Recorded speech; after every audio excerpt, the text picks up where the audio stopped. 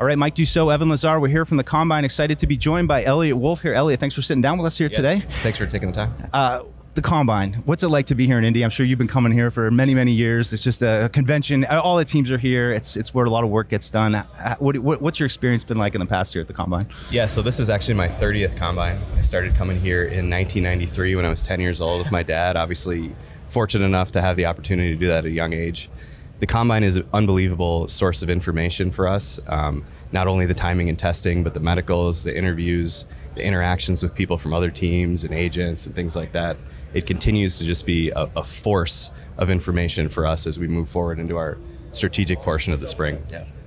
30 years, 30th Combine. That's a lot. I wanted to start with the draft, and then we'll get into maybe some free agency too. But with this new coaching staff and with AVP now in place, how much is your process now about scheme fit versus just getting the best players available? Just thinking about, working with him and how you get the guys that work in his offense. Well, the key is working backwards. So first we identify who the really good players are in the draft and in free agency, and we work backwards in terms of, do they fit what we want? Are they the type of person we want first and foremost? And then are they somebody that can fit in our scheme and do well? I have the fortune to work with Alex before, and I know what he looks for in players, and so I have a little bit of an advantage, even though he's technically new. But we continue to work with Gerard and determine the perfect profile of the Patriots players that we want. A little bit along those lines. So, everybody wants to get right into the mock drafts. We got all these mock drafts coming out. We haven't even had free agency yet. So just from your perspective, how do you approach looking at a free agency class? You've obviously got needs that change every year, but how do you kind of attack that process where, yeah, you're looking at these draft guys, but when we get to April, something that's a need right now might not be a need if you address it in free agency? Yeah, I think it's sort of addressing, free agency is a year-long process. The players that are available in free agency are players that we've been evaluating, obviously, for at least, 3 or 4 years. So we have a distinct advantage in terms of understanding the strengths and weaknesses of that class, and then you sort of marry it up with the draft class. Also, our current free agents, and we're, believe me, we're working hard to sign some of our own guys. So I think it's important to understand how it all marries up together. And really, an important meeting that we've had so far is getting on the same page with the coaching staff and determining, all right, like, here's where we are with our needs. Like here's what we need on defense, here's what we need on offense, and just making sure we're all on the same page and having that open and honest communication about that. You mentioned your father earlier, Pro Football Hall of Famer, Ron Wolf. The Packers notoriously have been a team that have been methodical, draft and develop, things like that. Is that your style? Like, how do you look at that and weigh what you obviously have learned for your whole life versus, $75 million in cap space, right, I think, this offseason? Yeah, that's a good question. I think, like at the core, it's draft and develop. Yeah. But there's different ways throughout the year to supplement your team, whether that's free agency, trades, waiver claims. I think you're doing yourself a disservice if you just say, oh, we're not going to do free agency this year. There'll be, as we ascend in this program, there'll be times where it maybe doesn't make sense to sign as many high-priced free agents. But like you said, we have the resources and we have a lot of improvement that's needed within the roster.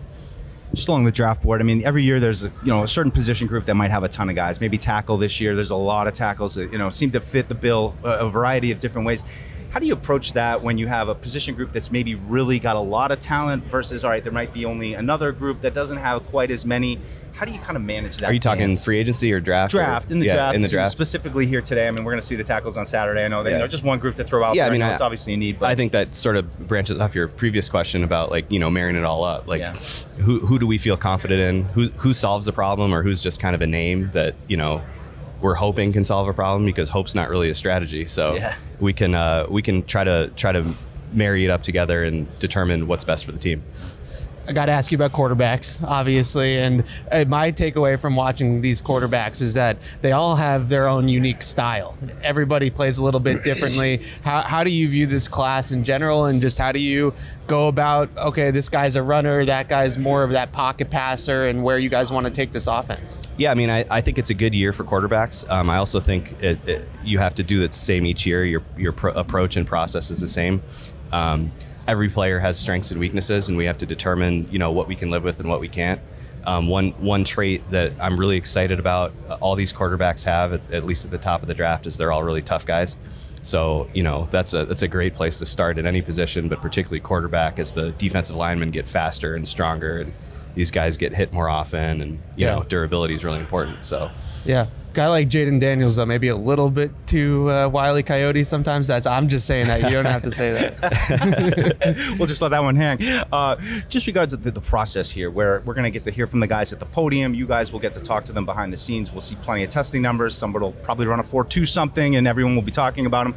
Just for you and your perspective, what's the most useful part of this weekend in terms of stacking that draft board and figuring out what's going to fit you guys best? Probably not a real sexy answer, but I would say the medical information. Yeah. Just being able to get medical information and history on all these guys is really important, because it helps us determine, who's a risk, who's not a risk, and who we can live with and who we can't. So, a couple more. Franchise tag. I'm just curious. You got a couple guys, Kyle Duggar, Mike Onwenu, 2 really good players the last couple of years. Is that something that you would not like to use? Like, I feel like it's a big cap number to be holding for 1 year on your team. So how do you view the franchise tag as just a mechanism, not necessarily about those specific players? Yeah, I would say it's an option, and we'll keep all options open. We're going to try and do what's best for the team. Sometimes, that may hurt some feelings, or maybe something where nobody wants us to use it. But I think everything is on the table and open at this point. And just in regards to those guys specifically, I mean, we'd love to keep those guys. Those guys are part of our core, and we're excited to continue to work with them to try to make that happen. Just one more for me. You said you've been coming here for 30 years. You're about to take the podium as, representing the Patriots. Just, what does that mean for you to be able to stand up there and represent the team and take a bunch of questions from us? Yeah, thank you for asking that. No, it's a tremendous opportunity. I want to thank Robert and Jonathan Kraft for allowing me this opportunity, and to work together with Gerard has been really exciting so far. And it's almost surreal. It almost feels like, because I guess historically the Patriots haven't had somebody at the podium. People are more excited about that than me specifically, which in some ways takes the pressure off. But no, I'm excited for it, and I'm ready for this opportunity. And Gerard and I are gonna, and Matt Groh as well, are gonna work together to try to keep this thing rolling. Yeah. One more. 3rd overall pick. I'll end it there. Obviously, I'm not going to ask you who you're taking, but how far along would you say in the process you are now to determining who the couple guys are that you guys might target with that pick?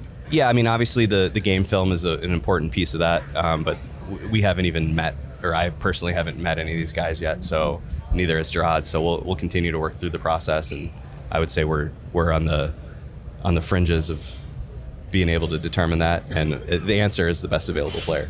Yeah, because with quarterbacks specifically too, it seems like this part of the process matters a lot, right? Because of the mental, the leadership, all that kind of stuff. Exactly. And that's, again, at quarterback, it does matter, but it matters at every position as well. So, awesome. All right, Eliot Wolf, thank you so much for sitting down with us. You said you get to represent the team at the podium. We have never had someone sit down with us, so thank you for taking the time. We really appreciate it. Yeah, of course. Yeah, thanks for having me.